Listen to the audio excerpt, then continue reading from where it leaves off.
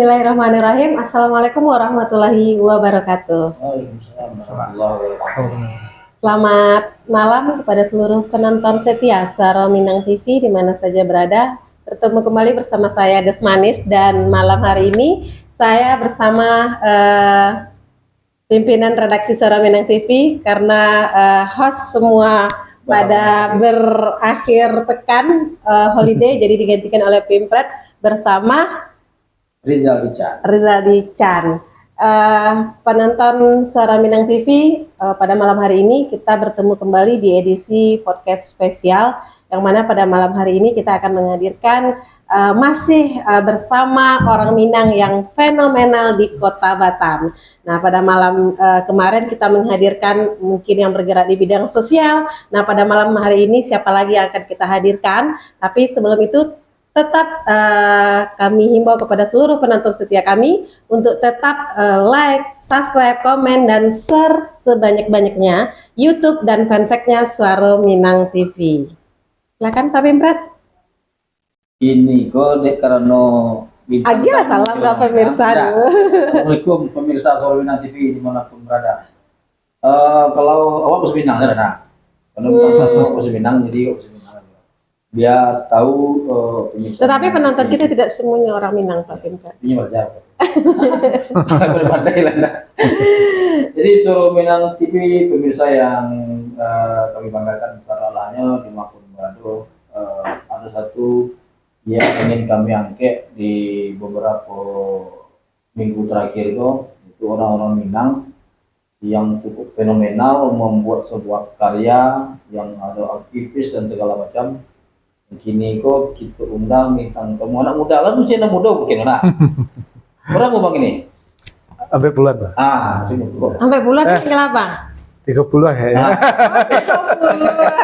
Masih fresh ya.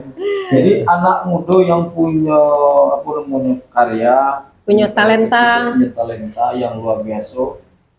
Kalau karyanya tuh mungkin hampir ada orang Batam kenal. Cuman itu saya nggak tahu ya. Nggak tahu.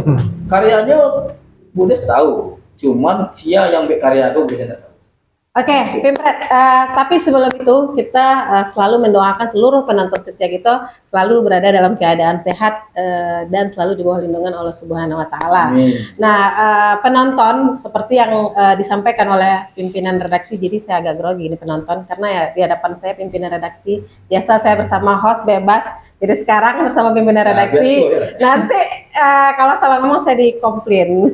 Tapi penonton tetap semangat dan tetap setia dengan program yang ditayangkan oleh Suara Minang TV untuk mengetahui siapa yang akan kita hadirkan pada malam hari ini. Tetap ikuti Suara Minang TV, Suara Urang Awak.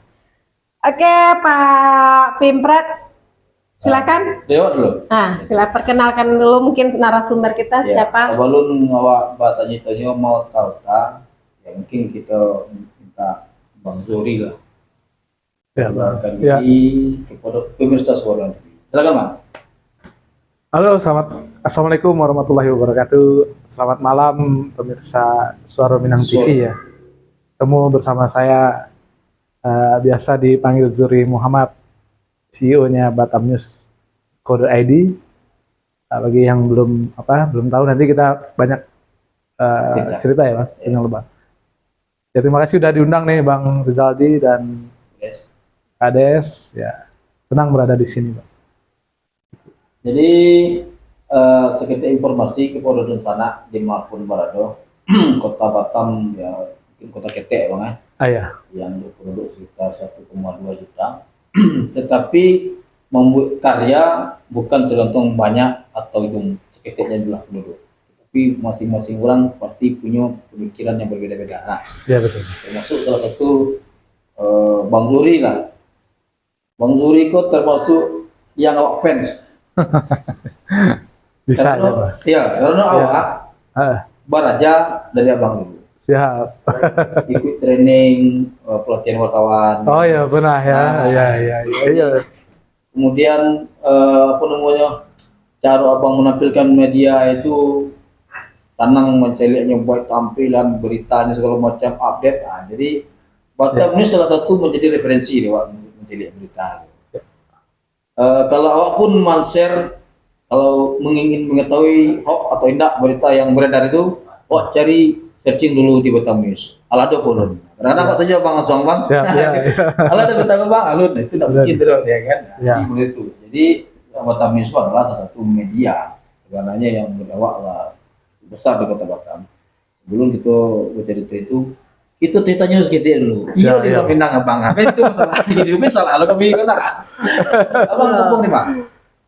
Awak Minang asli kampung, kalau lahir di Sungai Batang. Sungai Batang Drama tuh. Maninjau. Nah kan betul, karena Pimpret Bang Zuriko lah direkomendasikan oleh Bang Antoni Lendra dari beberapa bulan yang lalu. Nah ketika Bang Boni, pas mau ke sana, beliau belum merekomendasikan, Des coba itu di podcast, diundang ke studio CEO-nya Batam News ya, Batam News Zuri katanya gitu kan. Beliau orang Padang Maninjau katanya, sekampung dekat tuh Mas betul masih ketua Gema Minang gitu kan. Tidak pernah salah sampaikan, tapi mungkin karena terlalu padat jadwal. Memang lah pernah diundang, cuman memang waktu ya Bang, belum pas. Berarti Bang Zuri memang asli orang Minang, asli Pimpret nih, asli bukan KW, bukan mengaku-ngaku. Di Sungai Batang itu sekampung sama Bu Yamka. Kampung Yamka ya. Kampung Yamka. Oke, Santak dia Wali Sabana. Sekampung mana? Satu Sanagari lah istilahnya. Berarti memang orang pemikir lah itu ya. Memang sampai jalan pemikir sebenarnya. Jadi memang Sanagari. Kalau situ apa? Kecamatan ya? Itu kecamatan. Nagari. Kalau kecamatannya apa itu? Maninjau ya. Memang lahir gadang di situ. Jadi memang kalau waktu SD lah pindah ke namanya ke Damastraya. Oh, masih daerah Sumatera Barat. Daerah Sumatera Barat. Merantau lah ya. Cuman memang nenek apa segala macam waktu itu masih di kampung dan rumah masih ada. Dan memang ya kentalnya orang Maninjau lah gitu. Kalau orang tahu lebih tahu gitu. Bapak, Ibu orang Maninjau gitu. Ya. Asli Maninjau. Tapi lahir dan besar di Damastraya. Lahir di Maninjau juga. Lahir di Maninjau, besar di Damastraya. Tapi masuk ke aktif di IKA Kabupaten Kota Damastraya atau di dulunya kadang aktif, maksudnya ada tergabung cuman tidak begitu aktif. Tidak begitu aktif. Karena memang atau mungkin kadang-kadang orang Minang. Tapi bisa Minang TV. Beliau apa CEO-nya Batam News. Mungkin Batam News orang banyak tahu lah. Tapi si yang punya Batam News orang banyak. Iya banyak. Makanya seorang Minang TV kini mengundang yang punya Batam News. Bang Zuri tadi ini sempat tanya dengan Pimpret siapa narasumber malam kini, belum menyampaikan CEO-nya Batam News. Kita sampaikan karena Iris memang Iris nggak kenal gitu. Jadi apa sih yang akan diangkat gitu, belum menyampaikan bahwa seorang putra Minang yang punya talenta dan mungkin boleh dikatakan sukses di media sukses di media dengan followersnya yang luar biasa, belum menyampaikan, berarti Suara Minang TV akan mengorek rahasia suksesnya seorang Zuri. Memang nama singkat Zuri? Ya, Zuri Muhammad, Pak. Zuri Muhammad. Suku Guci. Suku Guci. Kan Caniago kan? Caniago, Pak. Enggak. Orang Padang. Padang dia. Padang. Masih Padang. Cuma kadang di Karimun ya. Karimun. Padang di Karimun? Nah, gadangnya di Karimun. Gadang di Karimun, tapi pandai bahasa Padang. Padang apa? Pariaman. Cunya.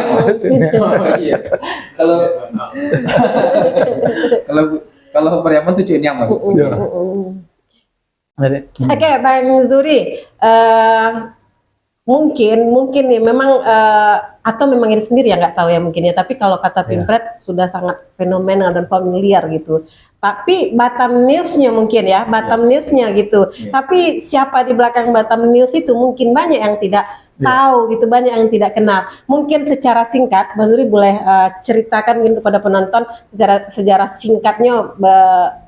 Bisa sampai mendirikan terinspirasi gitu untuk menciptakan atau Batam News bisa sampai sukses gitu. Ya, baik. Memang ceritanya panjang dari tahun 2000 balik. Tapi sebenarnya terjun di media atau bahasa Wawa atau bahasa Minang. Minang. Jadi soalnya terjunnya memang di media di tahun 2000 sampai. 2000 sampai. Ya, di sebuah grup media yang cukup besar lah di Indonesia. Kemudian punya pengalaman sekitar 12. Waktu itu wartawan. Wartawan, dari wartawan kemudian pernah jadi kepala biro, kemudian jadi redaktur ya. Atau koordinator liputan, kemudian baru di tahun 2014 di saat media masih sehat atau media cetak lah ya, itu kan kita sudah ada riset lah tentang seperti apa sih media ini ke depan, apakah masih relevan dengan kertas atau print. Nah, dari situ kita mulai berpikir bahwasanya terbuka nih peluang, karena beberapa orang yang bergerak di media belum bergerak ke sana. Kalaupun sudah bergerak tapi tidak serius. Nah, ini adalah peluang kita, tantangan sekaligus tantangan dalam mendirikan Batam News waktu itu, yang full ke online atau digital. Nah, rupanya memang benar. Memang waktu itu sulit, Bang. Maksudnya di 3 tahun itu adalah bleeding, istilahnya berdarah-darah lah. Bagaimana kita merintis atau menyang, istilahnya orang kan merintis. Kantornya di depan Ya, dulu nggak ada kantor, nggak punya kantor. Kantor dari kedai kopi ke kedai kopi. Kemudian numpang, masuk numpang ke Bang Boni. Nah lah, numpang di sebuah rukonya. Kemudian yang punya ruko waktu itu bukan Bang Boni ya. Bang Boni selesai kontrak, kita diusir kan. Sempat lah diusir ya. Kemudian kantor yang di Mukopihara. Ya, ya akhirnya kita carilah tempat, kemudian dapatlah co-working space di Batam Center. Lalu pindah lagi, ada kawannya ngasih tumpangan. Nah, setelah itu baru kemudian di samping itu ya kita tetap optimis ya, misalnya di tahun pertama itu membangun fondasi bagaimana media itu dikonsumsi oleh orang dengan habit yang baru atau kebiasaan yang baru gitu. Bahwasanya setiap orang nanti akan membaca berita itu melalui gadget atau handphone. Itu sudah pasti gitu ya. Karena tidak ada alasan orang lagi bawa kertas yang lebar kemudian baca di pesawat pun pasti sudah tidak bisa, bawa ke toilet nggak bisa kan gitu ya. Tapi kalau di handphone orang kapan saja di mana aja, habit orang itu akan berubah ke sana, semua kehidupannya di sana. Kita sekarang lebih takut kan ketinggalan handphone daripada dompet gitu, ya kan? Kalau ketinggalan handphone bisa nggak makan, kalau ketinggalan dompet ya masih bisa ada transfer bisa itu semua. Nah, karena dapat momentum itulah peluang itu, lalu kita memang waktu itu banyak tantangan karena orang juga nggak paham gitu. Ketika kita terjun ke lapangan, misalnya wartawan terjun ke lapangan, kita waktu itu masih 4 orang. Oh, nanti nih terbitnya di mana, cara bacanya seperti apa. Itulah yang kita edukasi. Dan kita yakin bahwasanya itu perubahan itu akan datang. Dan memang benar, mungkin kalau nggak salah 6 bulan setelah kita bangun itu kan viral banyak ya. Memang boomingnya waktu itu. Kemudian orang mulai tahu tuh cara bacanya, kemudian Facebook, platform-platform distribusinya juga udah mulai banyak, misalnya di Facebook, kemudian di aplikasi obrolan. Nah, ini kan membantu kita mendistribusikan konten itu dengan konten yang bagus, karena kata orang dulu kan online itu adalah sarangnya hoax kan. Tapi kita membuktikan bahwasanya bisa membuat mutu jurnalisme itu yang bagus, yang bisa diterima orang. Sehingga kita menyajikan itu. Mungkin dulu orang, karena yang mengelolanya mungkin waktu itu memang banyak orang memanfaatkan media online itu untuk membuat hoax ya, buat fitnah segala macam atau berita yang tidak benar. Nah, kita membuktikan ya bahwasanya dengan profesional kita bisa membuat konten yang baik dan bisa diterima masyarakat. Nah, ini dan kita makanya cukup cepatlah diterima masyarakat ketika itu. Itu tahun 2000? 2014 berdiri 2014, kita 2015, 2016 sudah. Jadi familiar mulai naiknya 2016. 2016 ya. 16. 2015 itu udah mulai ya. 2016 mulai. Berarti media yang online yang pertama di Batam? Sebenarnya tidak yang pertama, tapi dengan konsep yang pertama yang benar-benar disajikan secara konsepnya online gitu kan. Oh, selama ini kan memang ada juga online, tapi konsepnya tuh berbeda gitu. Nah itu yang kita tangkap peluangnya, maksudnya berbeda itu dari penyajian, dari isi kontennya seperti apa, isi beritanya gitu, dari update-nya, dari tampilan, nah semua aspek lah yang kita perhatikan, sehingga di tahun-tahun keberapa itu, ketiga, kita udah banyak, beberapa mendapat penghargaan ya, baik dari gubernur itu 2 kali, dari Polda, kemudian dari yang tingkat nasional juga ada, dan ya cukup banyak lah ada apresiasi terhadap kita. Jadi, tapi permasalahannya, sebelum lanjut ke penghargaan, Bang, media tentu tidak mungkin dikerjain kurang, Bang. ya, Tentu ada tim kan, ya ada betul. struktur di dalam struktur media. Itu awal tahun itu abang bergerak pertama warna itu, cara abang memanage anggaran, sementara media portal tahu loh penghasilan dari adsen itu kan, minimal adsen lah. Kalau itu pun kalau dapat, nah adsen itu pun lama dapat kan, jadi viewer segala macam. Cara abang membayi orang yang bakar radio tadi itu, sementara penghasilan udah mau dimodalin dulu selama 1 tahun tuh. Ya, artinya bukan kita dari modal nol di sini, tapi modal minus malah. Nah, maksudnya minus ini pakai duit sendiri lah ya pasti kan, untuk modal itu masih modal sendiri dan mencari orang-orang baru yang mau dididik jadi jurnalis, karena kita juga belum sanggup menggaji wartawan yang sudah pro ya, yang sudah berpengalaman, tentu kan gaji minta yang lebih tinggi. Nah, kita mencari anak-anak muda yang punya semangat, yang penting punya semangat aja. Itu cari ilmu dia ya. Cari ilmu.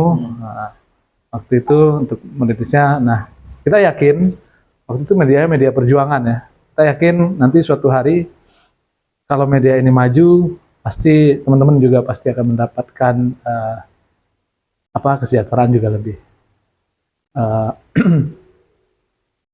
Kan tidak bisa kita instan ya, membuat sesuatu itu bisa instan tanpa kerja keras. Itu tapi kan, dari awal mungkin memang Batam News namanya, dari awal. Memang dari awal Batam News. Ya mungkin dari 2 karyawan sekarang sekitar 20 lebih karyawan. 20 lebih karyawan Batam News, wow, luar biasa. Mas Zuri. Dan itu semua ada tuh di setiap kabupaten, kota, di Kepri kita punya perwakilan. Luar biasa. Tapi Bang Zuri memang basicnya dari media atau maksudnya bukan, kalau basicnya dulu dari 2000 sampai lah mulai dari wartawan cetak ya. Dari sekolahnya gitu, atau memang hobinya menulis dulu, hobinya wawancara, mengecek gitu? Sebenarnya enggak relate ya antara background pendidikan dengan profesi sekarang. Tapi memang waktu kecil itu saya awalnya suka dengan pembaca berita, baca berita di TVRI atau di mana, di TV swasta, berusaha menirukan. Nah mungkin suatu hari memang udah suka dengan itu. Suatu hari ada lowongan. Dulu sekolah otomatan? Teknik malahan. Teknik. Malahan teknik ya. Teknik di Universitas Negeri Padang. Nah, jadi ya mungkin kita ikut tes waktu itu memang suka. Ada orang yang menemukan bakat. Ini soal nulis ini kan, atau soal di jurnalis ini kan soal bakat ya. Bakat orang gitu. Ada juga orang yang jurusan jurnalistik banyak nggak mau jadi wartawan sekarang ini. Fenomenanya seperti itu. Dan banyak media itu banyak juga orang teknik, bahkan di ITB itu, misalnya di Kompas, di mana itu orang teknik. Karena apa? Mereka ini kan punya daya juang yang tinggi biasanya orang teknik, pantang menyerah. Kemudian toleransinya tipis. Maksudnya toleransi kesalahan itu minim. Orangnya suka dengan fakta, data. Nah itu kan yang dibutuhkan jurnalis itu dalam menulis itu kan, bukan hanya sekedar orang ngomong misalnya kan, ngarang. Tapi mencari data, mengolah data. Mungkin akurasinya juga harus tinggi. Itu yang paling penting kan sebenarnya dalam unsur jurnalistik itu kan seperti itu. Tapi memang awalnya juga tinggi gitu kan. Dan suka tampil. Kalau suka tampilnya nggak terlalu waktu itu, yang muncul itu justru rasa ingin tahu tinggi, Rasa ingin belajar hal-hal baru yang gitu tinggi. kan. Karena memang wartawan itu harus punya pengetahuan yang luas gitu, ya. Dan cepat tanggap dengan berita-berita, dengan kejadian-kejadian.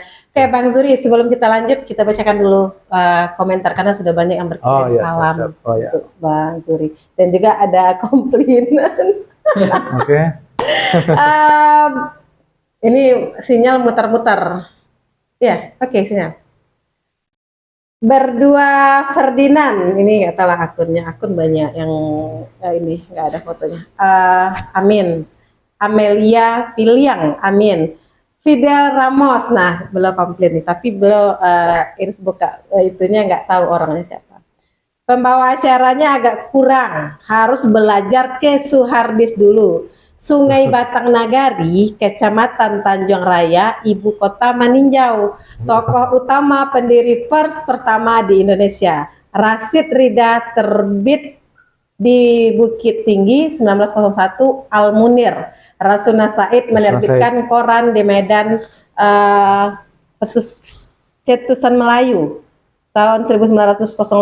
Kedua tokoh itu pers itu berasal dari Maninjau, sebelum Bapak Pers Indonesia Jamaluddin Adinegoro sebagai Bapak Wartawan Indonesia. Jadi awak harus banyak belajar lagi nih, karena kita bukan orang Maninjau, jadi memang Pak Fidel Ramos, mungkin Mbak Zuri mungkin yang lebih pahamnya gitu. Kalau tadi Pimpret menyampaikan sekilas saja tentang Maninjau, hanya berbicara Buya Hamka tadi ya, dan ternyata banyak yang beliau sampaikan. Oke Pak Fidel, kami akan belajar dengan Pak Suhardis, karena Pak Suhardis memang sudah pembawa acara senior kita gitu.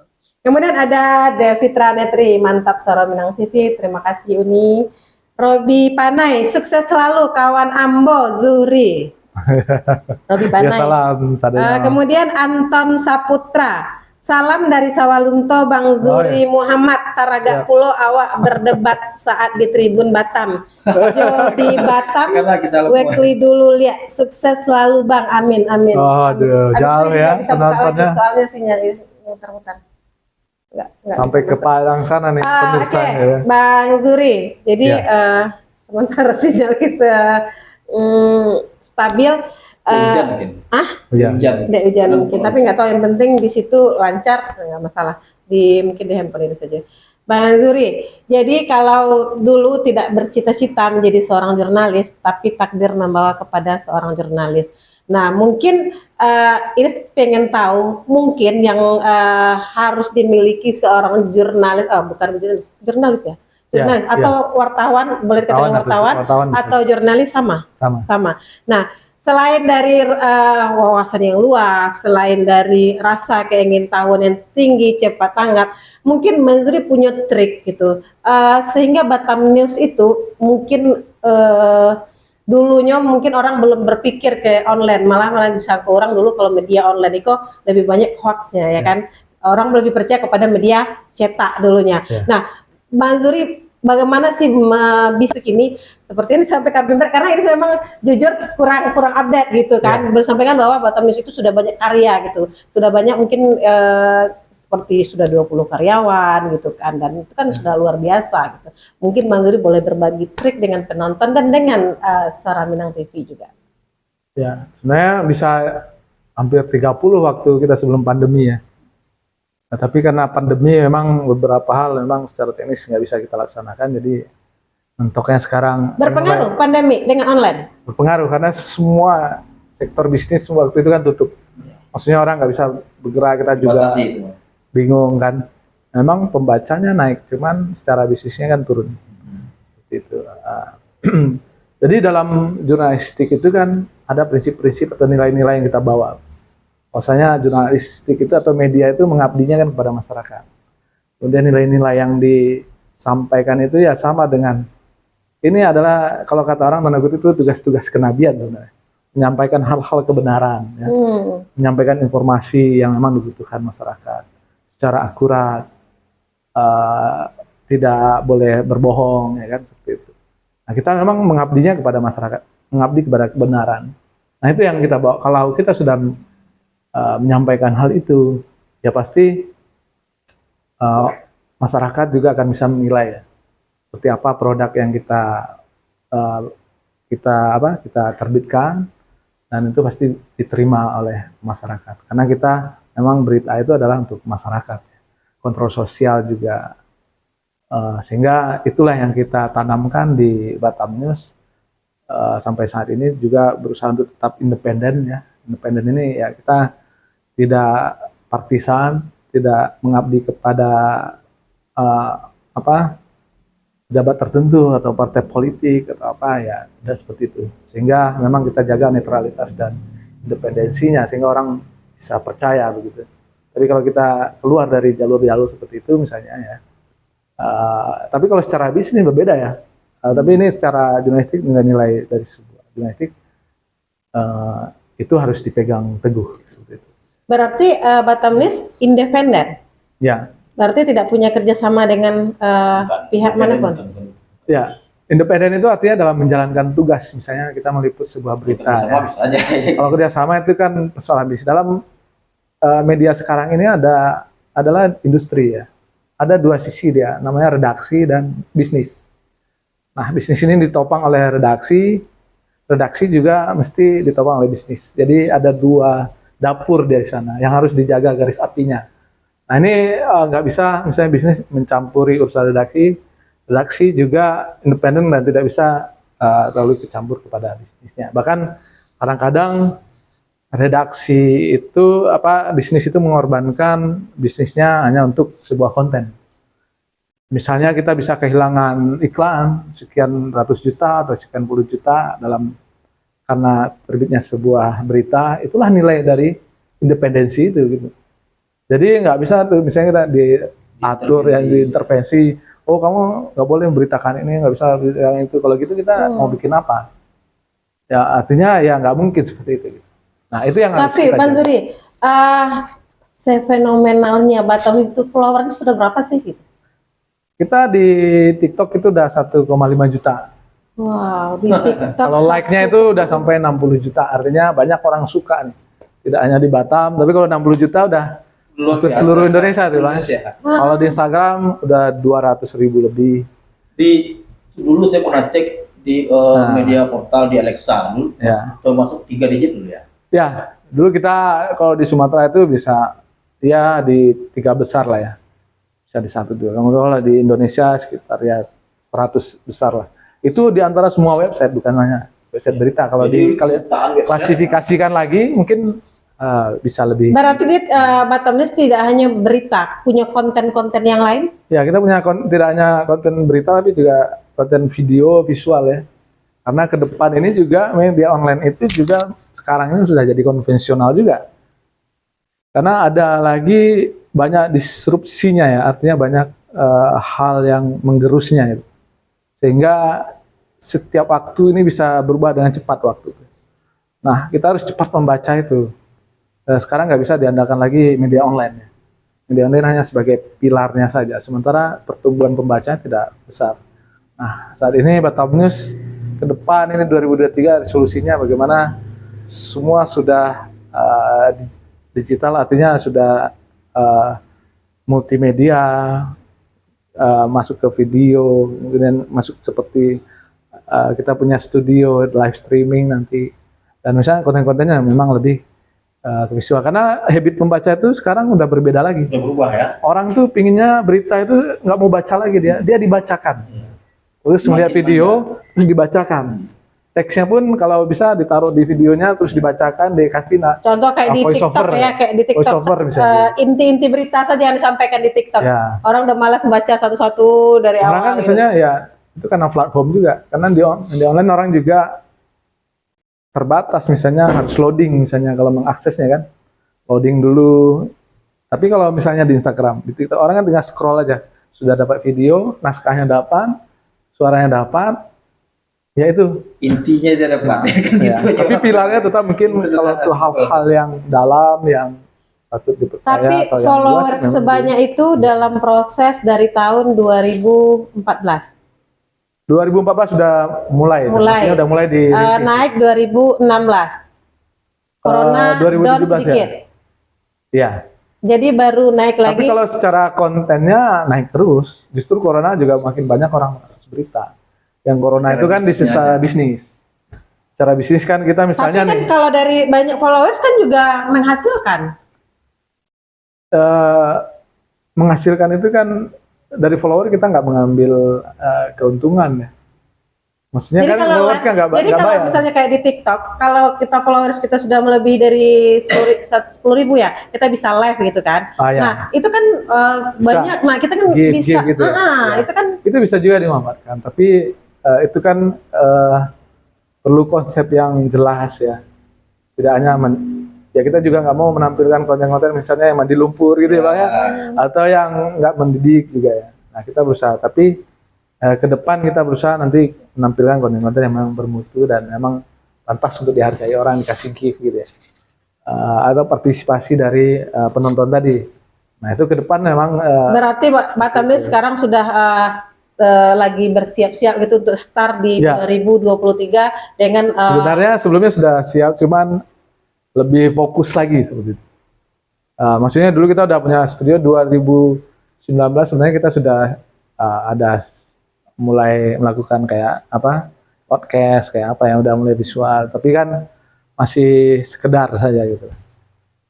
Belum terlalu fokus lah ke sana. Nah, Jadi Bu Des, ya. sudah banyak event juga yang dibuat Ya. oleh Batam News, ya event-event besar. Ya, kita juga kemarin kita punya IO juga. Nah, ini nanti 29 kita ada lagi Bang Bazar di Harbor Bay. Bazar lagi ya. Bazar lagi di Harbor Bay. Nah, Dengku Putri kan. Dengku Putri juga kita lakukan. Jadi setiap sekali 2 bulan itu kita punya event namanya Batam News Festival. Nah, Ini membantu para UKM untuk memasarkan produknya di sana. Nah ini mereka bisa omsetnya sampai satu malam bisa pelaksananya 10 juta, Batam News ya, gitu. Batam News IO. Ya, kita juga punya IO ya, divisi IO sendiri juga punya, kemudian multimedia, kemudian di online-nya juga ada. jadi Bang Dodi, Ya, satu hal ya sebenarnya kami Suara Minang TV Ya. bukan orang media amat ya kan, cuma karena penghobi ya, di media. Kemudian kita melirik daripada beberapa orang-orang Minang yang melakukan sesuatu yang luar biasa, yang cukup booming di kota Batam ini. ya, Makanya saya bilang undang orang-orang Minang yang fenomenal. Gunanya apa? Bukan kita show of force orang Minang Ya. gitu, bukan. Tetapi bagaimana seorang yang biasa bisa menghasilkan karya yang luar biasa, yang bermanfaat untuk orang banyak, yang tidak semua orang bisa melakukannya. ya, Kan gitu. betul. Nah, makanya kita undang itu gunanya berbagi ilmu. Nah, Ya. mungkin kecil awak malah bisa kamu itu, jadi kan awak Ya. mereka mereka. Nggak bisa, Nggak sama orang bisa. Semua orang Kayak bisa. Batam, jadi malam dia cerita kemarin itu kan, malam diundang, ambulan gratis punya 2 ambulan dari di Sudah kredit mau dia, sudah tiga. sudah mau 3. Padahal dia orang biasa-biasa aja, tapi dia bisa memberikan Ya. kontribusi yang luar biasa kepada masyarakat. Nah, kayak besok insya Allah Indra nih minggu depan nih, Indra WB kan, bagaimana dia pribadi dia sebagai seorang aktivis sosial. Nah ini yang kita anggap sebagai orang-orang yang luar biasa, orang Minang yang pemikir, Ya. jiwa sosialnya tinggi dan segala macam. Nah kita ingin menampilkan itu supaya anak-anak muda Minang kreatif, Terinspirasi. Inspirasi Nah, gitu ya. apalagi Bang Suri masih muda, 30-an kan ya kan? Masih muda, punya karya besar dan sudah banyak mendapatkan penghargaan. Nah, Ya. ini ilmunya ini yang kita ingin bagikan kepada seluruh masyarakat Tapi Indonesia. Pak Pimpret, kalau boleh tahu penghargaan apa saja sih Bang Zuri yang sudah didapat oleh Batam News gitu? Dari Kapolda pernah ya penghargaan sebagai media yang membantu tertiban. Kalau ini kan mungkin tertiban masyarakat lah, mungkin memberikan informasi-informasi yang bermanfaat ya tentang keamanan. Kemudian dari Gubernur sudah 2 kali, kemudian dari Pak Hermawan Kertajaya juga pernah dapat dari Marketing Champion. Kemudian dari Lokal Media Summit sebagai, dan banyak lagi apa lagi? Ada mungkin dari BNPT juga. Nah, waktu COVID kita juga Kalau sebagai media informasi. event yang paling besar yang pernah dilakukan oleh Batam News? Batam News Award. Batam News Award. tahun? Jadi 2019 kita ada lakukan Batam News Award di Aston Hotel. Jadi itu dihadiri oleh Pak Gubernur, Wali Kota, kemudian Pak Abidin, Pak Pak Hengki Suryawan. Jadi orang-orang pengusaha. Dan kali saya TV undang. Nah, Kita memberikan karena waktu itu kita dapat beberapa penghargaan. Kenapa kita tidak memberikan macam penghargaan kepada orang-orang yang memang berkontribusi pada pada seluruh masyarakat lah pada umumnya, dan itu event yang paling fenomenal yang pernah kita bikin lah. Ya hampir sekelas ya mungkin di TV lah gitu. Bahkan kalau untuk saat ini kita bikin pun rasanya juga berat, maksudnya nggak bisa lagi seperti waktu itu gitu ya, awal pertama. Tapi kita akan bikin sekali 5 tahun, mungkin tahun depan kita juga bikin lagi nih. Nah, tapi kuncinya semua Bang, semua bisnis kita atau semua usaha itu kan sama kuncinya. Itu bukan soal penghargaan, bukan soal kesuksesan, tapi soal konsistensi, kerja keras, kegigihan, perjuangan, pengorbanan. Mempertahankannya itu ya, mungkin itu. yang Kan bukan mulus-mulus saja seperti sampai sekarang yang mungkin orang tahu ya. Tapi yang yang berdarah-darahnya, yang ininya kan pasti banyak. Nah, itu udah bagian darinya. Nah, kita sebagai pejuang, maksudnya itu udah bagian dari perjuangan. Nggak perlu juga kita merasa harus dikasihani, nggak juga. Gitu. Karena kalau orang pebisnis atau politis itu ya jangan pernah mengeluh lah. Dan hal-hal kecil nggak usah dikeluhkan di medsos, wah susah begini, nggak perlu juga kan kita sampaikan ke orang-orang juga bakal nggak mau tahu gitu. Ya kan, mending ya kita tunjukkan saja. Ya. Berarti Mas Zuri, dulu Batam News itu mulai merangkaknya juga Minas gitu, mungkin lebih banyak PT pribadi yang keluar gitu. Berarti nggak jauh beda lah sama SMTV. Mudah-mudahan SMTV ngikut Batam News. Ya, yang penting ya itu konsisten dan niatnya memang punya visi dan misi yang jelas juga, Bang. Maksudnya ini harus dibawa kemana nih perusahaan ini. Jadi apa? Dan yang paling penting itu memang di manajemen sebenarnya. Kalau manajemennya bagus, konten itu bisa diarahkan, dilatih, dicari orangnya. Tapi kalau manajemennya kurang bagus, itu akan berpengaruh sebagus apapun misalnya tim kita. Tapi manajemennya nggak bagus, misalnya sebagus apapun bisnisnya, manajemennya nggak bagus, wah itu bahaya. Jadi dari awal tuh dimulai aja manajemen yang kecil-kecil, tertib administrasi. Ya. Itu kunci kalau saya melihatnya dari sana sebenarnya. Selain dari tadi kerja keras segala macam itu. Bahkan dulu saya bekerja tuh 24 jam gitu ya. Mungkin istri juga tahu tuh. Saya sebelum resign itu karena nggak punya apa-apa, maksudnya ya punya semangat aja. Yakin nih kan? Pokoknya dapur kita mungkin aman 2 tahun 3 tahun bisa nggak? Bisa. Saya akan kerja keras nih 24 jam nih selama 3 tahun. Saya nggak tahunya setelah 3 tahun pun nggak, tetap aja harus kerja. Rupanya tambah sibuk lagi, tambah lama ya kerja lagi, bukan tambah santai ya.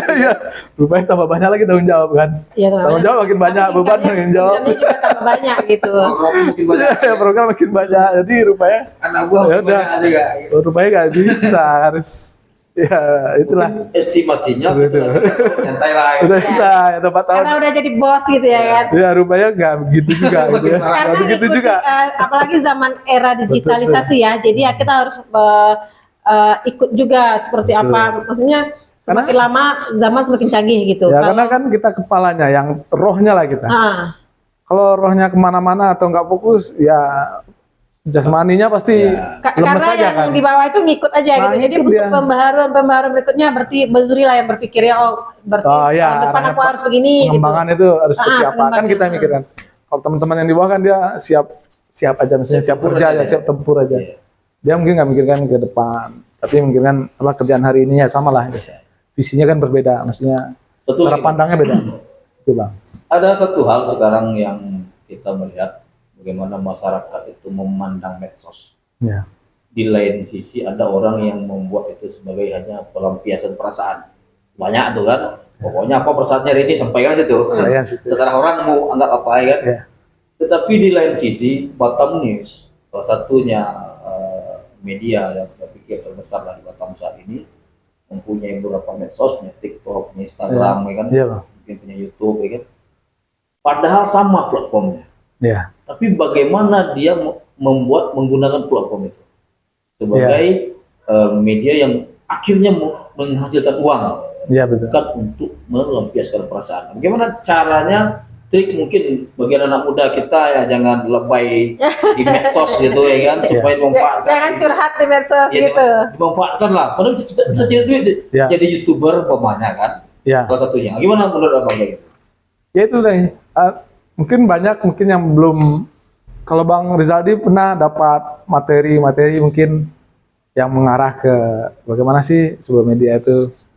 Nilai-nilainya sebenarnya itu tadi sama aja sebenarnya. Kalau kita memberikan informasi bagi orang yang informasi yang bermanfaat gitu ya, menyampaikan orang, menghibur orang, itu kan otomatis marketnya tumbuh, audiensnya muncul. Sama dengan di pasar. Ketika pasarnya kita bikin bersih, bagus, orang akan datang nih jualan dan orang akan datang belanja. Yang pasti pedagang ini pasti dia akan cari kios di sana. Inilah uang itu gitu. Dia akan cari kios di mana orang ramai gitu. Kalau interaksinya bagus antara pengelola dengan banyak yang datang, gitu ya? banyak pengunjung. Otomatis misalnya pedagang-pedagang pada datang menjualan di sana. Boleh nggak saya lapaknya berapa ya? Kita tinggal ya. Begitu cara mendatangkan. Jadi nggak langsung bisa instan, harus dibangun dulu tuh audiensnya gitu atau jadi pasarnya maksudnya Pak gitu. Pimpre tadi ketika anak-anak muda yang hobi bermedsos gitu curhat apa gitu, bagaimana bisa mengarahkan orang ini untuk bisa menjadikan sesuatu yang positif gitu. Mungkin lebih kepada belajar mungkin menjadi jurnalis gitu. Jadi memang kan ada memang anak-anak muda tuh yang hobi terkadang contoh nih ada kecelakaan, foto terus tetetetetet gitu kan, baru naik followersnya gitu. Dan seharusnya ketika followersnya naik, mereka bisa menjadikan akun itu sesuatu hal yang positif gitu mungkin kan. Nah belajarlah mungkin ya seperti Bang Yuri sampaikan, memang sebenarnya jurnalis itu instingnya harus kuat. Dan kayak rasa keingintahuan, rasa ingin berkembang itu tinggi gitu. Tapi kalau cuman hanya oh ya lah banyak followers gini mah gitu kan, gue lo konten jadi, tapi tidak ada tujuan gitu. Seharusnya mereka berpikir kalau aku udah begini. Nah contohnya satu lagi putra Minang, anaknya Pak Iskandar Yakub, Arif Muhammad. Itu kan begitu. Mungkin awal-awalnya kan juga begitu, sekedar cekrek gitu kan. Nah, ketika followersnya dan itu diminati orang, mau mengembangkan gitu. Ya itulah fungsi manajerial tadi. Ketika sudah banyak orang nih, kalau manajerialnya nggak bagus kan, gitu kan. Apalah rame, tapi kalau semakin crowded kan orang juga bakal bubar. Tapi kalau ditata, lalu mesti diterima, kita juga menerima kritik kan. Oh ini jangan begini. Kalau memang bagus, diterima gitu kan. Nah, itu yang paling pentingnya kan. Ya ketika lapak larami, bagaimana lo awak menjadikan lapak itu bermanfaat. Ya, jadi pernah diceritakan Ibu Arif Muhammad itu oto buruk dijual orang gitu, di Balinya 50 juta karena orangnya butuh duit, dibeli 50 juta, dimodif, akhirnya terjual bermiliaran gitu oto buruk tadi, sehingga waktu itu guru honor Kota Batam di Agia Lajatah gitu kan. Nah itu kan menjadikan karena lapak tadi larami, apapun yang dijual gitu kan. Batu pun dijual dibeli orang kalau udah rame. Dan orang udah percaya gitu kan, udah rame dan punya percaya tinggi, reputasinya bagus. Nah, tetapi misalnya manajerial tadi ya, misalnya lah kayak Soekarno itu kan, reputasi udah bagus. Misalnya, ini batu pernah dipegang Pak Soekarno, dipegang aja udah jadi nilai. Karena itu tadi. Yang pegang Soekarno masalahnya gitu. Karena reputasi itu harus dibangun, citra itu harus dijaga, seperti itulah Bang. Sehingga orang mau percaya sama kita. Dan orang datang, seperti ya. Kita juga ada manfaat lah bagi orang lain. Tujuannya gitu. Bang. Iya Bang. Kayaknya teh dingin. Boleh. Bisa diminum ya? Bisa diminum. Penonton. Silakan, Pak Bimra. Diminum dulu. Diminum dulu. Narasumber dan host minum dulu penonton. Penonton, jadi pada malam ini kok kita 2 malam terakhir kita menghadirkan adalah orang-orang Minang yang punya jiwa sosial, punya talenta, punya skill, sehingga dari ketidakyakinan hanya mungkin dari niat yang besar dulu ya Bang ya, dari rasa keinginan yang besar saja, jadi tidak berbicara duit dulu di awal gitu. Jadi kan kalau kita berpikir kita punya PT dulu baru kita ingin berusaha gitu kan. Nah, 2 malam terakhir penonton kita menghadirkan adalah orang-orang Minang yang dia tidak ada uang awalnya. Tidak ada uang, memang betul. Jadi seperti AG tadi malam Mas Zuri, hanya tamat SD itu pun tidak tamat, tidak punya ijazah gitu kan. Ya. Tetapi kenapa bisa gitu? Nah, kita Bang Zuri hadir di Siko, kami ingin menjadikan Bang Zuri itu adalah inspirator untuk anak muda Minang yang lain gitu. Ya itu tadi, materi itu bukan jaminan kita buat bisa bangun sesuatu dengan dengan instan gitu ya. Tapi ya itu tadi, karena anak itu misalnya bayi itu lahir itu kan harus dikandung dulu 9 bulan. Tidak bisa bayi itu dikandung misalnya dari 9 perempuan yang hamil 1 bulan, itu bisa lahir 1 orang anak. Kan 9 bulan itu. Iya, 9 bulan, kan nggak bisa lahir prematur kan. Tapi harus dari 1 orang ibu yang memang mengandung 9 bulan. Jadi dia harus melalui proses itu. Dan saya ada cerita orang masuk naga-naga juga di Jakarta lah, yang punya matahari kan. Dia punya duit triliunan ya kan, untuk mengalahkan marketplace yang ada. Kayak Tokopedia, Bukalapak. Itu dia pernah cerita di hadapan audiens kita di Asosiasi Media Cyber Indonesia. Rupanya dia melawan alam gitu. Dia seolah-olah dia bikin aplikasi, rekrut orang-orang yang terbaik, dalam 1 tahun itu bisa ngalahkan yang sudah ada yang 5 udah merintis panjang itu. Nah, itu kan nggak bisa rupanya, nggak naik juga itu, nggak bisa, orang nggak mau ya? Duit banyak, apalagi SDM melimpah, orang-orang pintar direkrut, jadi nggak bisa juga, harus dirintis rupanya kan, semuanya kan harus disemai, di benihnya ada, lalu jadi anak, dibimbing ya kan. Dipupuk, baru kalau udah besar bisa dilepas ya, untuk mendapatkan hasil yang bagus. Proses itu juga nggak gampang, bukan 1 bulan 2 bulan gitu. Nah itu kadang orang nggak sanggup di sana, maksudnya di kesabaran itu nggak sanggup, padahal mungkin sudah di depan mata itu kesuksesannya, lalu berhenti.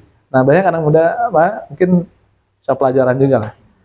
Dan nggak bisa juga kita dengan instan juga ya mencapai sebuah tingkatan yang tinggi gitu ya, harus melalui proses. Dan kalaupun cepat dia akan cepat jatuh karena pondasinya nggak ada. Misalnya nih dia baru bikin terus terbang misalnya kan, viral, itu kan langsung jatuh, besoknya nggak viral lagi, nggak tahu konten mau bikin apa, terus bingung, kehilangan rasa percaya diri, tutup. Nah itu kadang orang sering lupa gitu. Nah kalau anak-anak sekarang nih, mohon maaf kadang mereka di kesabarannya itu ya kurang, kemudian kegigihannya gitu ya. Lalu nggak suka dikit aja langsung loncat. Nah itu kan hal-hal yang zaman-zaman kita dulu nggak temukan. Tidak ada nilai-nilai perjuangan. Nilai perjuangan nggak dianggap, harus instan. Ya. Saya mau kerja sini, gaji saya berapa? Kalau nggak ini, saya nggak. Kalau saya dulu nggak, saya dapat tempat yang bagus, bisa belajar di tempat bagaimanapun. Soal gaji itu nanti lah.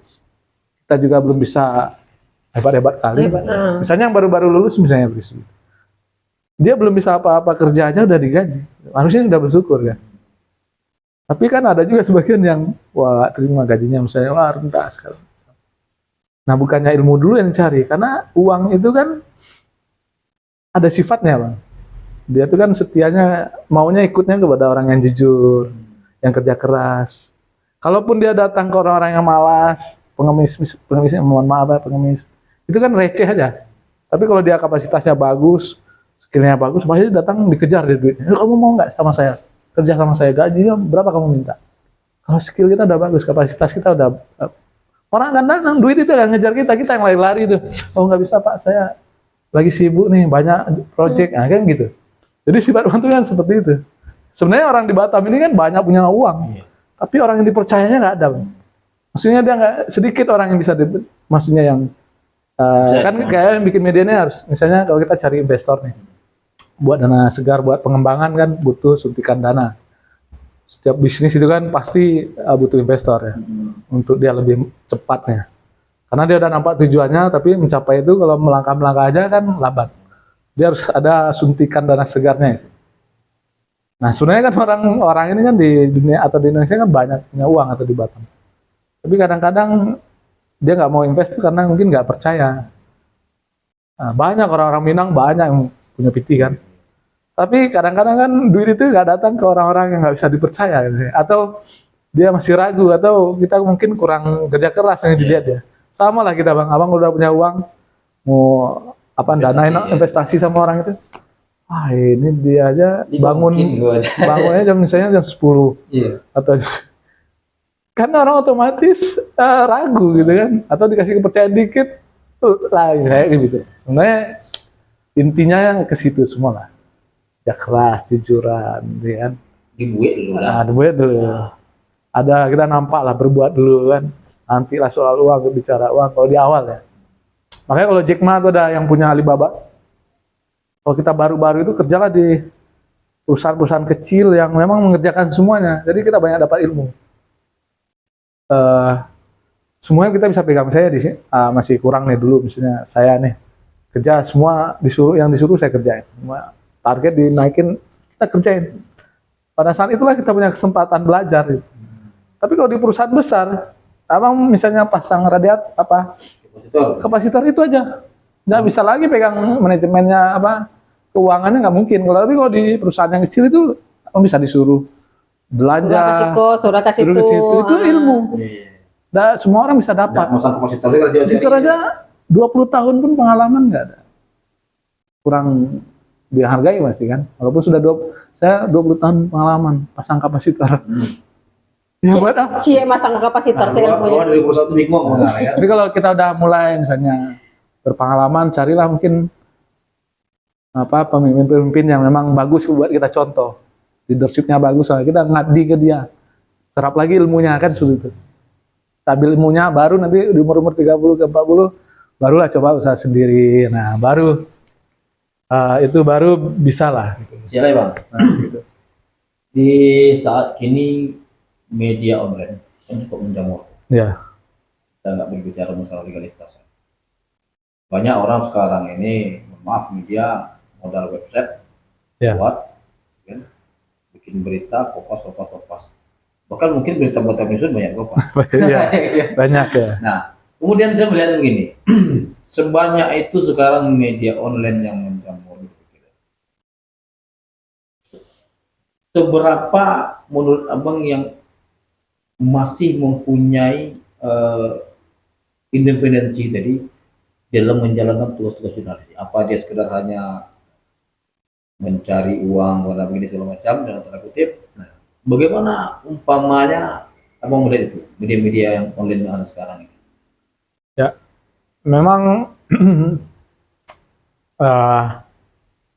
pada mereka mungkin yang istilahnya kan penumpang gelap di era demokrasi lah di media kan. Artinya nggak menjalankan kaidah-kaidah jurnalistik atau media yang seharusnya gitu. Ada yang memanfaatkan momen itu memang ada, dan itu memang nggak bisa kita pungkiri.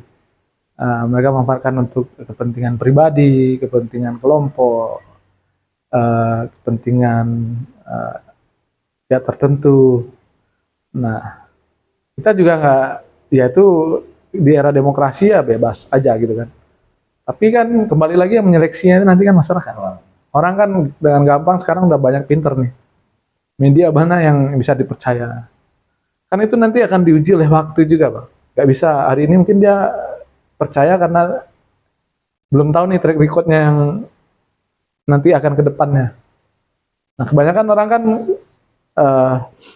karena dia mungkin nggak melalui proses itu, nggak punya nilainya, akhirnya nggak tahu nih visi misinya mau kemana, mau dibawa media ini sebenarnya fungsinya buat apa sih? Kadang lupa ada disorientasi itu kan. Tapi memang punya media itu untuk minta proposal, minta anggaran, itu dulu tujuannya. Jadi untuk besarnya sulit gitu. Paling akan berjalan di sana dan kecenderungan akan terseleksi oleh apa, nggak punya bisnisnya, nggak tumbuh. Tapi kalau niatnya memang untuk mengabdi ke masyarakat itu, dia akan tetap ada. Eksis terus dia. Eksis terus. Tapi karena memang sudah jiwanya harus. Pimpret Manduri, gitu, emang kalau media online itu hadir gitu kan, apa boleh gitu? Maksudnya tanpa tidak ada badan yang memverifikasi gitu? Itu sebenarnya nggak boleh. Kalau dia cuma menulis saja nggak ada masalah. Tapi ketika berkaitan dengan hukum, dia bisa langsung dipidanakan. Menurut undang-undang persnya ya. Maksudnya dia nggak punya badan hukum, tidak melaksanakan tidak syarat-syarat yang Tidak ditentukan Dewan Pers terverifikasi di tidak, Dewan Pers segala macam gitu ya. kemudian niatnya nggak baik, itu bisa langsung orang lapor, bisa langsung dipidanakan. Artinya bisa langsung kalau memang dia melanggar hukum yang berat ya, atau fitnah, bisa langsung ditahan. Tapi kalau media yang sudah menjalankan sesuai dengan undang-undang pers atau pedoman dari Dewan Pers, itu dia harus melalui proses-proses mediasi, Karena Dewan Pers somasi. dilindungi gitu ya. Dilindungi, karena dilindungi oleh undang-undang. Verifikasi dulu Bang ya. Media dilindungi undang, kemudian profesinya juga dilindungi oleh undang-undang, jadi nggak bisa langsung. Seperti itu perbedaannya.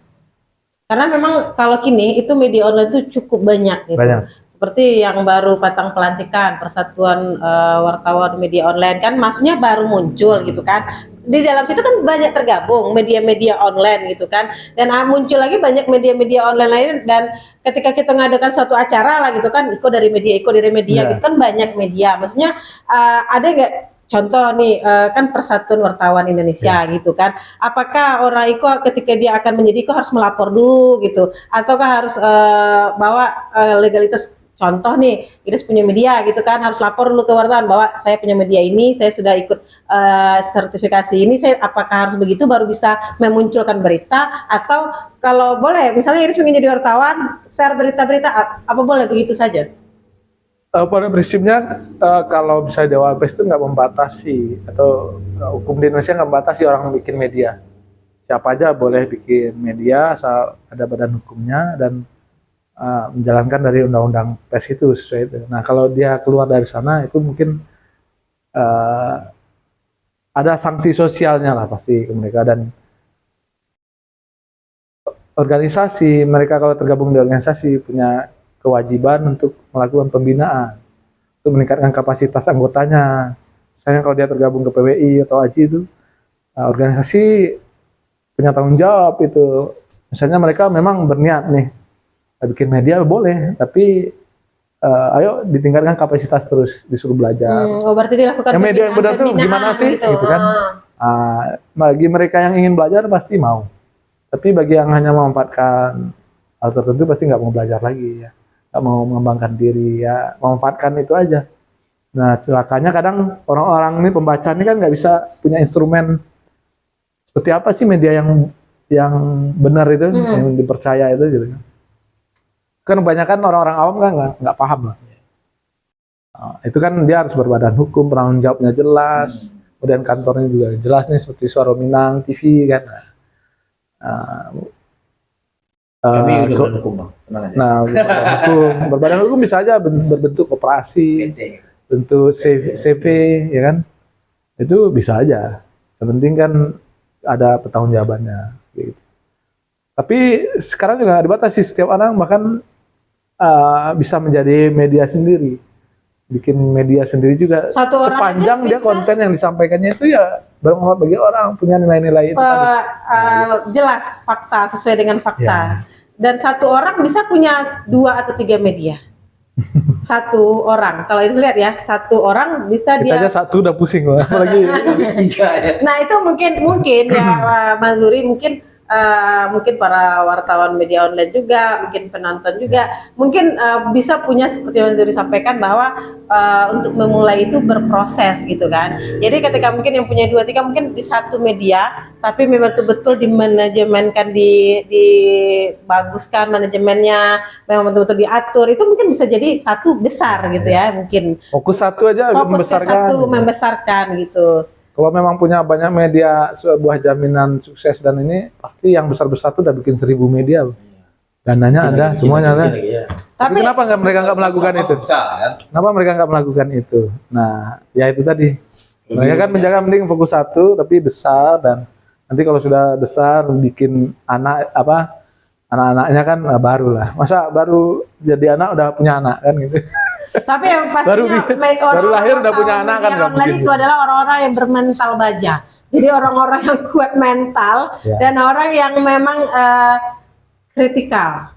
Orang-orangnya kritis gitu. Jadi lihat media-media online yang baru muncul, lihat orang-orangnya gitu kan, mereka power gitu kan. Ngomong, kalau kita kan masih sagan lah, malu lah itu. Kalau wartawan itu dilihat itu pertama itu mental dulu gitu. Jadi ketika kita dihadapkan kepada suatu kasus itu betul-betul harus bisa membuktikan ke orang gitu. Misalnya kita satu media gitu kan, harus bisa membuktikan bahwa ini kasusnya seperti ini kejadian seperti ini gitu. Tapi kalau misalnya kalau dari orang tadi ya, itu kan nggak bisa gitu. Nah, memang juga sebelum Budes, pernah enggak kejadian abang selama di ini kan di wartawan ya? ya. Di wartawan kan ada satu kasus pejabat kan konfirmasi Pak korupsi ke data ada ke berita kalian hujan lah Pak Yuri kecilnya kan disogok lo mau pilu disogoknya bang pernah enggak kejadian itu? Kalau upaya-upaya gitu pasti ada kan. Tapi kembali lagi terakhir itu saringan kita tuh di nurani kita. Kita mau nggak mengkhianati misalnya pembaca kita atau audiens kita dengan hal-hal yang seperti itu misalnya. Nah itulah harganya, dia mau bayar berapa dan kita masih tetap teguh sana. Nah itu kepuasan sendiri bagi kita ya, kepuasan sendiri bagi kita. Nah, ada itu saya ketemu kepala daerah yang seperti itu, tapi saya nggak ya menjanjikan segala macam, saya nggak tergoda karena kepuasan kita itu nanti kita merasa kalau udah terima itu kan runtuh lah semua reputasi ya, kemudian nurani kita juga hancur, moral kita lah juga rasanya kok aduh udah berhenti lah waktu itu gitu loh, yang selama ini kita jaga gitu loh. Ya kalaupun kita membantu atau dalam hal lain memang bisa ada yang nggak bisa kita hindari ya. Terakhir itu adalah soal kemanusiaan. Ini bukan soal korupsi misalnya. Misalnya nih, ada orang mau ketabrak kereta api, Pak. Apakah abang nunggu dia ketabrak jadi berita atau kita selamatkan? Kita selamatkan kalau kita boleh. Nah kalau kita profesional kita biarin. Ya. Biar tabrak kan iya kita kan berita. Tapi kan nurani kita nggak akan terima itu. Kita harus selamatkan dulu dong kan gitu. Kayak ada satu yang dapat penghargaan Pulitzer itu yang di mana? Di Zimbabwe itu di mana? Ethiopia ya.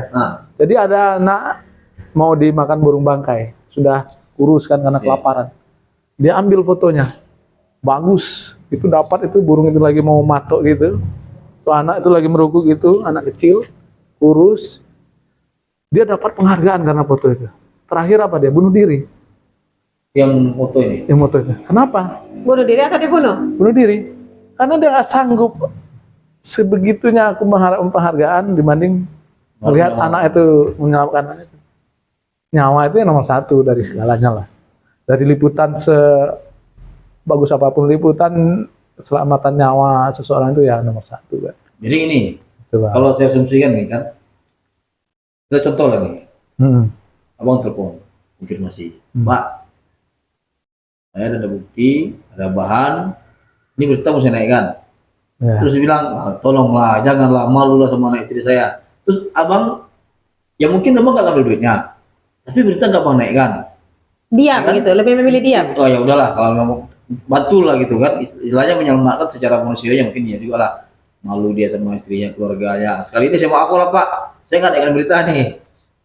Ya. Nah, bagusnya mana tuh abang tetap naikkan sebagai. Nah itulah namanya. Pilihan. Apakah kita mau menggadaikan semua media kita yang sudah kita rintis itu dibandingkan dengan harga dirinya atau kasusnya. Itulah namanya harga dari sebuah yang kita udah bangun itu. Kalau abang nggak naikkan, lalu orang tahu rupanya kok nggak naik di sana, ada apa-apa ini, udah orang nggak akan percaya lagi. Tapi pernah kejadian seperti itu? Pernah, tapi saya memilih untuk naik. Itu kan sudah misalnya rasio umum lah, misalnya dia korupsi udah orang tahu, masa kita kalau kita aja yang tahu boleh nggak naik kan? Nggak, itu yang disampaikan tadi, makanya orang-orang media itu dia punya harus bermental baja dulu gitu, belum lagi tekanan nanti kan media itu yang menaikkan berita, contoh nih pejabat ya misalnya, pejabat yang punya power, terus tahu media itu yang pertama menaikkan, pasti ada nggak tekanan atau ancaman gitu? Wah itu sering dah, makanan kita sehari-hari diancam preman, disandera, diteror, kadang ya itu kadang keluarga juga kan, yang kita takutkan kalau keluarga misalnya gitu. Tapi kalau sepanjang kita kan kita sudah berpengalaman menghadapi hal-hal seperti itu. Resiko jurnalis ya? risiko dan kita punya antisipasinya seperti itu kan. Misalnya kalau sudah diancam, kita mesti kasih tahu dulu nih sama polisi nih. Karena suatu hari kalau terjadi sudah ada, jadi harus ada antisipasinya lah. Jadi kita udah tercover lah gitu kan. Kita kasih tahu teman, oh saya diancam nih, ada berita ini, terus orangnya ini, nah, bisa kasih tahu teman polisi kan juga bisa. Maksudnya kalau terjadi apa-apa, orang ini yang pertama dicari kan gitu. Nah itu kita antisipasinya harus gitu. Jadi kita juga merasa safety juga kan. Tapi tak pernah yang sampai kejadian. Tapi Cuma diancam. Cuma diancam. Cuma diancam. Kalau sempat datang ke rumah dipukul, gitu. kalau ke kantor sering. Mau kantor sering. Tapi kan ada apa mediasi kadang kan ya. Ngomong-ngomong kantor gitu ya. Ngomong-ngomong, ya kan? Mau ngancurin kantor lah, mau inilah gitu kan. Ya kalau ngancurin itu ya terserah dia, itu kan kaitannya sama hukum. Kamu mau hancurin silakan, dan kamu harus masuk kan gitu. Tanggung jawabnya ya seperti itu. Kan negara hukum, ya kan. Sekarang kan semua CCTV di setiap jalan CCTV nggak. Sekarang udah cenderung udah turun. Nah, orang juga ngomong sedikit direkam keluar dia udah kena duluan kan. Hati-hati sekali lah orang kalau mau, apalagi sama pers lah. Kalau udah tersentuh jurnalis itu seluruh Indonesia bahkan dunia bisa bereaksi gitu. Tapi mohon maaf gitu kalau dia melihat pandangan saya sebagai orang warga Batam. Media di Batam ya, mungkin referensi saya untuk Batam News lah, ada media lain kan. Sepertinya kalau saya melihat untuk masalah kontrol sosialnya masih kurang sih. Ya. Terhadap pemerintah. Maksudnya rata aja gitu ininya kan, tidak setajam media-media yang betul-betul memang mengkritisi habis-habisan gitu kan, memang fight dia dengan apa yang ketika mendapatkan sesuatu kasus itu kan. Kalau di Batam saya lihat ya media-media rata aja gitu kan, tidak ada boomingnya gitu kan. Mau sih sekali kan si A nih push, memang dapatnya itu dari media bukan dari orang lain gitu kan, atau dari ketangkapnya ini sudah ketangkap duluan baru diberitakan, ya kan? Sudah ketahuan korupsi baru diangkat beritanya. Maunya tuh memang dari nol itu media yang angkat bahwasanya dia memang lalu sampai memang nanti dipenjarakan. Dan konsisten di situ gitu ya. Saya belum melihat itu sih. Ya media itu kan juga harus ada partisipasi masyarakat juga Bang. Istilahnya dia dapat informasi kadang kan juga dari masyarakat. Dia dapat data itu kan juga kadang dari dalam ya, gitu kan, banyak cara-caranya lah istilahnya. Nah kadang juga keterbatasan SDM karena misalnya wartawan nggak sanggup mengakses itu, kadang dia keterbatasan kapasitasnya, keterbatasan pengalaman, kadang seperti itu kan.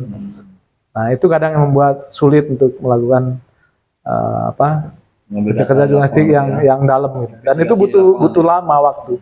Nah itu saya pernah lakukan, bahkan dilombakan dan menang itu ya soal narkoba gitu kan. Kita pernah ungkap seperti itu. Nah itu pasti kemudian masalah kebijakan pemerintah yang tidak tepat itu melalui berubah. Itu kan fungsi-fungsi kita kan seperti itu. Tapi kalau yang korupsi itu benar-benar yang harus informasinya satu dan dari dalam. Nah, itu sangat akurat. Karena apa keterbatasan kita? Kalau penyidik misalnya itu kan dia punya surat perintah. Kalau kita nyarinya itu ya keliling lama kan. Nggak bisa kita, saya mau cari data itu mana itu, nggak bisa. Harus ke sana, nggak bisa. Jadi kalau kita dikasih kewenangan seperti itu ya bentar Bang, kita mungkin bisa dapat gitu kan. Padahal kadang kapasitas mode itu lah gitu. Padahal kalau kita melihat kondisi di Batam, apalagi kita melihat birokrasi kan. Ya. Orang ini mungkin masalah ini sudah dari dulu nih. Orang buat KTP susah. Oke, ya. Kan? Padahal KTP itu Bang, itu hak setiap warga negara. Wajib pemerintah memberikan itu kepada setiap warga negara. Tapi bagaimana sulitnya orang membuat KTP itu ke kantor camat, ke kantor lurah itu. Dan itu baru selesai Bang. Tapi kalau perginya dengan wartawan cepat selesai. Nah itu dia masalahnya. Jadi sehingganya media saya bilang tidak begitu tajam lah dalam memberitakan permasalahan masyarakat itu. Jadi kalaulah memang kan, mana tahu nanti Batam News bisa lebih tajam lagi dapat informasi itu mewakili masyarakat. Kenapa nih saya? Tapi sekarang KTP kan udah aman. Ya, itu mesti banyak lagi.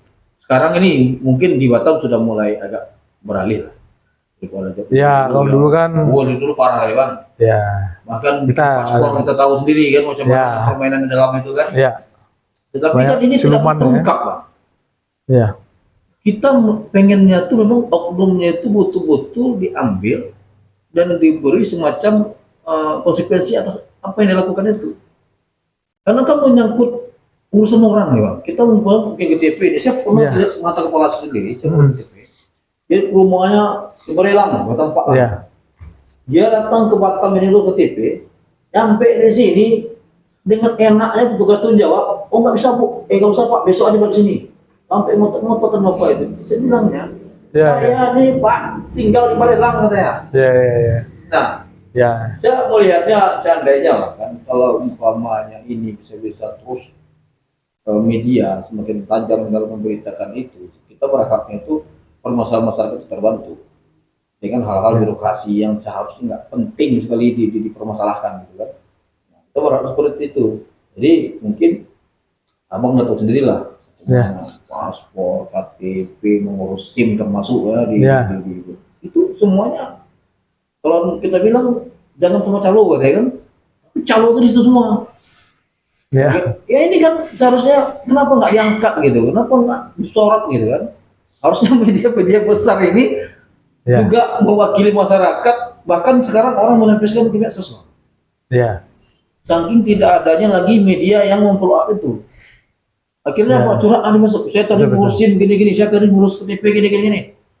Nah, tapi kalau sekarang kan pelayanan, tapi kalau soal pelayanan itu sebenarnya sudah gampang. Cuman ada masyarakat yang ingin lebih praktis, mereka tak mau ribet, makanya pakai calo. Kalau sekarang kan karena sistem online itu sudah beberapa bulan terakhir itu malah jadi udah sebelumnya itu kan ribut terus tuh. TV tapi ada kok beberapa media dulu sering media kan ada. Bukan kita bilang ada, cuman kalau saya melihatnya sih rata aja gitu kan. Ya nggak begitu tajam gitu ngantamnya. Nah mungkin berharap lah dari Batam News bisa mewakili masyarakat Kota Batam, bisa memperbaiki permasalahan birokrasi itu supaya masyarakat juga bisa bekerja dengan tenang gitu kan. Kemudian juga tadi mungkin dia membuat usaha dipermudah dia supaya bisa berusaha gitu kan. Nah mungkin harapan seperti itu sih kami di Kota Batam ini. Dan sekarang memang orang dengan gampang lah, maksudnya jauh lebih gampang kalau dia kesulitan curhat di medsos bisa jadi sebuah informasi bagi media kan. Dan biasanya juga pejabat-pejabat yang terkait juga pasti lebih aware lah, lebih cepat tanggap dia kalau dengan hal-hal seperti itu sekarang. Mereka takut dengan keterbukaan informasi saat ini, perkembangan teknologi informasi itu udah jauh menggampangkan kita kan, bisa online urus paspor, bisa online isi sendiri, tinggal datang kapan gitu kan. KTP juga ada semua itu kan buah dari mungkin dari kritik-kritik yang sudah dilancarkan oleh media, oleh warga, oleh masyarakat, sehingga muncullah sebuah perubahan. Lalu kayak terakhir kan soal SIM yang banyak dimasalahkan, soal tilang itu kan sudah nggak ada lagi. Nah itu kan tergantung dari pimpinannya juga. Kalau kita udah kritik juga kan yang punya kewenangan mereka. Nah, mereka misalnya tilang masih dilanjutkan, misalnya kayak tilang lah ya. Itu kan apakah mereka ingin lebih baik, itu kan pilihan. Nah kalau pimpinannya tegas, ini lebih baik begini dong. Online nggak ketemu dengan orang tuh bahkan lebih bagus gitu kan. Nggak ada muncul kalau di Batam sekarang sudah lebih bagus kan. Beberapa tahun terakhir inilah kita melihat kondisi Batam dalam birokrasi ini sudah mulai bagus. Dan pelayanan yang sebelumnya kan kacau betul. Tapi kalau sekarang sudah cukup bagus lah ya. Paspor untuk online gitu. Tapi betul tadi kata Bang tadi buah tadi juga yang izin kan misalnya sudah online juga, izin perusahaan juga. Oke, Pak Pimret, Mas Zuri sudah lebih dari 1 jam. Tapi Pak Zuri, Boleh, ini udah jauh banyak Itu lebih. serang lama aja. Udah banyak lebih. Cari pesanan Mana ini, Bang Zuri sebagai orang Minang. Nah, kita kembali ke orang Minang itu. Iya. Sebagai orang Minang dan juga sudah menjadi CEO sebuah media yang cukup terkenal gitu. Aku ke Bang Zuri pengen, karena banyak sebenarnya wartawan-wartawan yang orang Minang gitu. Ya. Apakah ada perkumpulannya gitu yang memang khusus wartawan Minang gitu? Atau ingin membantu gitu yang memang khusus gitu? Ya kalau untuk komunitas sih nggak masalah. Hanya yang memang Karena orang awam cukup Minang Batam. kan cukup banyak, tidak saya lihat kan banyak orang awak tuh yang media-media online itu Banyak, banyak banyak. gitu kan. Kenapa mungkin seperti yang Mas Zuri sampaikan tadi, ini kan sudah sukses gitu kan, sudah mencapai di puncak. Kenapa tidak gitu berbagi dengan media-media yang sudah ada, Ya. mungkin melakukan pembinaan, melakukan seminar Ya. gitu kan, workshop gitu, Ya. bagaimana sih gitu. Nah mungkin itu bisa salah satu nanti Bang Zuri bisa lakukan, atau ingin bekerja sama dengan Suara Minang TV ya Pak Pimpret nantinya kan bisa membuat bukan bisa membentuk, karena kan itu sebuah kesuksesan belum bermanfaat untuk orang banyak dan khususnya orang Minang itu, karena memang banyak orang Minang itu kini yang sudah menjadi wartawan media online gitu. Nah kenapa hanya cuma sekedar membuat berita kemudian beko agihan terus minta PT, kenapa harus gitu, kenapa kita tidak seperti Mas Zuri sampaikan tadi itu kita punya skill, kita memang jualnya itu nilai jual kita punya gitu, tidak seperti tadi disinggung misalnya kalau seorang pengemis seperti yang minta receh. Itu tadi kan. Nah, kalau kita ingin mendapatkan yang lebih, berarti kan kita harus membesarkan ilmu gitu kan, mengasah lagi gitu. Dan Mas Zuri kan sudah bisa dan sudah membuktikan. Kenapa tidak gitu membina, khususnya dulu dari Minang dulu gitu. Jadi kita kalau awak sendiri lah dari dulu memang dibebankan soal itu, tanggung jawab itu. Dulu awak ketua Aliansi Jurnalis Independen Kota Batam 2 periode. Kemudian saat ini kita punya sekolah jurnalistik juga dulu Bang. Yang pernah juga kan. Itu juga. Murid dulu. Ya. Sekarang saya posisi sebagai koordinator wilayah Asosiasi Media Cyber Indonesia se-Sumatera. Jadi seluruh media online yang tergabung di AMSI itu kita punya berapa provinsi itu punya perwakilan sana juga, dan juga visi misinya juga itu meningkatkan kapasitas teman-teman bagaimana membuat media itu sehat dan kontennya berkualitas. Karena kalau medianya nggak sehat, sakit-sakitan, pasti kontennya juga sakit-sakitan itu. Biasanya kayak gitu kan. Kalau kita misalnya manusianya lah, kita sakit-sakitan atau kita nggak sehat, nggak ada uang, terus kepala sakit, ya Bang ya. Banyak aja penyakit yang muncul. Bawahnya uring-uringan aja gitu kan. Nah itu salah satu beban moral kita. Bisa juga nggak hanya komunitas, tapi tergabung ke organisasi yang lebih besar kan bisa dapat manfaat yang lebih besar juga. Karena kalau kita komunitas kecil, mungkin sharingnya juga terbatas ya. Bisa sharing tapi terbatas. Tapi kalau dengan organisasi yang sudah nasional dan besar, mereka sharingnya bisa lebih besar dan ketemunya orang-orang yang jauh lebih berpengalaman juga. Nah gitu, bisa sharing juga. Saya juga dulu kan nggak terbatas dengan ilmu yang saya dapat aja, tapi saya juga nyari sampai ke Jakarta ilmunya itu. Kadang nggak ada cara workshop di sana. Belajar gitu. Belajar walaupun saya nggak diundang, ada kursi nggak di sana. Saya biayain sendiri deh, nggak apa-apa. Oh ada, saya berangkat. Jadi kalau ngejar ilmu itu daripada mendatangkan orang-orang ahli itu ke sini, udah berapa uang biaya, udah berapa tiket, mending kita ke sana. Dengan tiket mungkin berapa lah gitu ya. Seperti itu. Jadi memang harus dari keinginan sendiri juga sendiri muncul. Ingin belajar ya. Ingin belajar. Tapi biasanya dulu Aji ada selalu mengadakan pelatihan-pelatihan. Ya. Sampai sekarang ada juga. Nanti kalau mau tergabung di ini Bang, di Asosiasi Media Cyber itu bisa juga nanti. Nah, nanti saya rekomendasikan ke kawan yang di sini. Bisa juga. Nah di sana banyak itu free semua, itu dikasih bagaimana mencek sebuah fakta. Misalnya berita nih ada nih hoax nih, bagaimana kita proses menceknya itu, dikasih pelatihan seperti itu, dan itu dibiayai oleh funding ya Google ya, yang memang terkait dengan hal itu. Nah itu free semua, tempat disiapin semua, jadi kita tinggal datang aja. Kenapa sih nggak mau kan gitu kan? Udah disiapin expertnya siapa, ahlinya, caranya, instrukturnya udah ada, trainernya ada. Nah, yang penting mau belajar aja. Yang penting mau belajar. Nah, kebanyakan kita kan ini udah nyaman, nggak mau belajar, merasa sudah cukup nih, udah pintar saya nih, udah hebat. Karena semakin belajar rasanya semakin bodoh kan. Tapi Oke, kalau berat. media-media online yang kecil mudah tadi itu, sama kan tulis itu. Bisa nggak tuh wah? Bisa Iya. kan tuh wah. Ya, disiapin kopi pun disiapin ya. Atau mas itu. Tapi kan banyak ini orang-orang awak dan ini saya backgroundnya dulunya bukan wartawan gitu kan, tapi kini bisa menjadi wartawan media online gitu. Pak Pimpret, Mbak Zuri sudah 1,5 jam. Oh, sudah terasa ya? Berarti bisa kan masih kurang. Masih kurang. Awak cerita usuk di studionya News. Boleh kita yang berkunjung ke. Tapi kami juga kenapa? Siap ya. Tapi kini kantornya di mana, Mbak Zuri, Batam ini? Di Batam Center, di dekat kantor wali kota lah. Dekat kantor wali kota. Besok fantastis.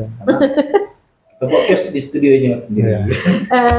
Oke, Pak Pimpret, Mbak Zuri, sebelum kita tutup, mungkin Mbak Zuri ingin menyampaikan statement terakhir, closing statement untuk penonton kita sebagai salah satu anak muda Minang yang sudah sukses di media gitu. Mungkin ada yang ingin disampaikan, silakan. Ya, jadi pesannya sama orang-orang Minang atau yang masih muda ya gitu kan, segala sesuatu itu memang harus diperjuangkan ya kan? Dalam proses perjuangan itu ya yang kita pegang prinsip-prinsip dari perjuangan itu. Walaupun kita bukan siapa-siapa, pasti kita bisa dengan nilai-nilai yang sudah kita pegang teguh gitu. Nah, kita bisa mencapai apa yang kita cita-citakan dan kita harapkan gitu ya. Nggak mustahil gitu. Pasti bisa. Saya bukan siapa-siapa, nggak ada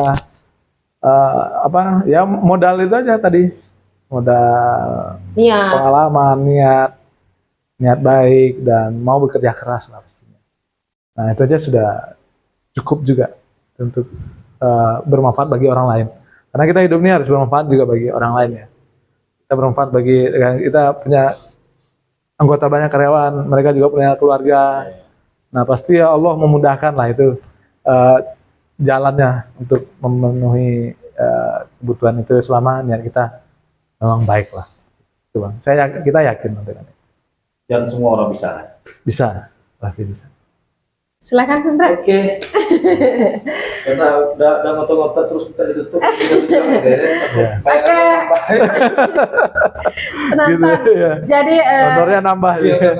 dari perbincangan kita pada malam hari itu cukup banyak yang bisa kita ambil, yang pastinya bahwa segala sesuatu usaha yang kita lakukan itu pasti akan ada halangan dan rintangan dan membutuhkan suatu proses. Jadi sehingga untuk bisa menjadi tinggi itu dimulai dulu dari tadi menyemai dulu, dipupuk dulu, disiang dulu untuk mendapatkan hasil yang bagus. Jadi tidak ada semuanya yang instan. Nah, untuk itu kami tidak bosan-bosannya selalu menghimbau kepada seluruh orang awak, anak muda Minang khususnya dan seluruh masyarakat Kota Batam, kita semua itu punya potensi sebenarnya gitu. Tapi mungkin kita sendiri yang tidak bisa melihat potensi apa yang ada di diri kita. Tetapi kuncinya adalah mulailah dengan niat yang baik. Seperti tadi malam, niat yang baik. Malam gini, niat yang baik. Wah, berarti niat Jadi, yang baik. niat Betul. yang baik itu yang harus ditanamkan dulu. Jadi tidak berbicara untuk memulai suatu usaha itu tidak dengan uang dulu, tetapi mulailah dengan niat yang baik dulu. Satu lagi Bu Des, tidak semua sesuatu terlihat dari materi. Ya. Tidak semua kesuksesan terlihat, tetapi dilihat dari bermanfaatnya untuk orang banyak. Baik penonton Suara Minang TV di mana saja berada, tak terasa 1,5 jam kita di sini mau tak lama. Jadi Pimpret mungkin lah makan, jadi beles semangat gitu. Kalau kita yang makan. Baik penonton, saya Desmanis bersama Pimpret saya. Dan narasumber kita Zuri mohon pamit undur diri dulu dan kami mohon maaf apabila ada salah kata dalam penyampaian dan banyak komentar yang tidak terbacakan karena terkendala sinyal, dan kita akan bertemu kembali besok malam juga bersama salah seorang pelaku UMKM ya, pelaku UMKM dari seorang wanita yang tam. Jadi untuk mendapatkan trik-trik, mohon pamit undur diri dulu. Tetap ikuti terus program ini ditayangkan oleh Suara Minang TV. Jangan lupa terus like, subscribe-nya, komennya, dan share-nya fanpage YouTube Suara Minang TV untuk Suara Minang TV memberikan tayangan-tayangan yang lebih bermanfaat untuk penonton setia kita. Untuk itu penonton, kami mohon pamit undur diri. Tetap ikuti program Suara Minang TV, Suara Urang Awa. Assalamualaikum warahmatullahi wabarakatuh. Waalaikumsalam. Oh, ini dia salah diundang, Bang.